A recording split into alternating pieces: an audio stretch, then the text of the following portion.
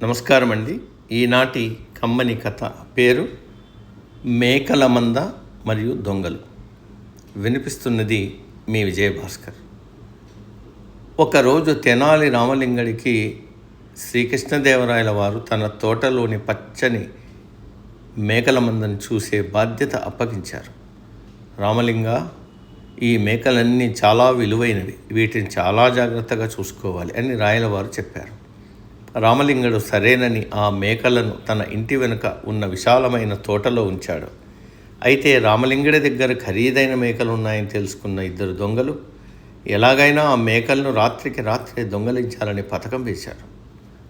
రామలింగడి ఉపాయం ఏమంటే, ఆ దొంగల కదలికలను ముందే గమనించిన రామలింగడు వారికి తగిన బుద్ధి చెప్పాలనుకున్నాడు.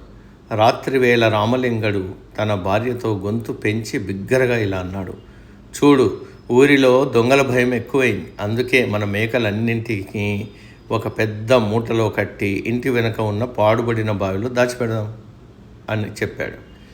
బావి పక్కనే దాక్కుని ఉన్న దొంగలు ఈ మాటలు విని, అబ్బో, ఎంత మంచి పని అయింది, రామలింగడే మూట బావిలో పడేస్తే వాళ్ళు పడుకున్నాక మనం తేలిగ్గా బయటకు తీసేయచ్చు అని సంబరపడిపోయారు.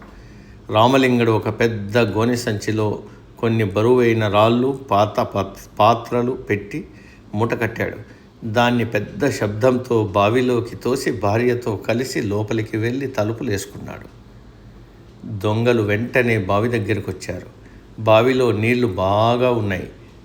మూట బావి అడుగున ఉంది. దాన్ని తీయాలంటే బావిలోని నీళ్ళన్నీ తోడేయాలి.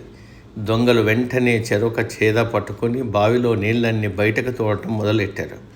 నీళ్ళన్నీ తోడి బయట పోస్తుంటే ఆ నీళ్ళన్నీ రామలింగడి తోటలోని మొక్కలకు, మేకలు ఉన్న వైపు బాగా పారాయి. రాత్రంతా కష్టపడి నీళ్ళన్నీ తోడిన తర్వాత తెల్లవారుజామున బావి అడుగున ఉన్న మూటను పైకి తీశారు. ఎంతో ఆశగా మూట విప్పి చూస్తే అందులో రాళ్ళు, రప్పలు తప్ప ఏమీ లేవు. అప్పుడే రామలింగడు చేతిలో ఒక కర్ర పట్టుకుని నవ్వుతూ బావి దగ్గరకు వచ్చాడు. అయ్యో పాపం, రాత్రంతా చాలా కష్టపడ్డారు. నా తోటలోని మొక్కలన్నింటికీ ఉచితంగా నీళ్లు పోసినందుకు మీకు చాలా ధన్యవాదాలు. ఇక మీరు వెళ్ళొచ్చు అని బిగ్గరగా అరిచాడు. రామలింగడి సమయస్ఫూర్తికి దొంగలు భయపడి అక్కడి నుంచి పరుగు లంఘించుకున్నారు. మరుసటి రోజు ఈ విషయం తెలిసిన శ్రీకృష్ణదేవరాయల వారు రామలింగడి తెలివితేటలను, ఉపాయాన్ని మెచ్చుకుని సభలో ఘనంగా సత్కరించారు.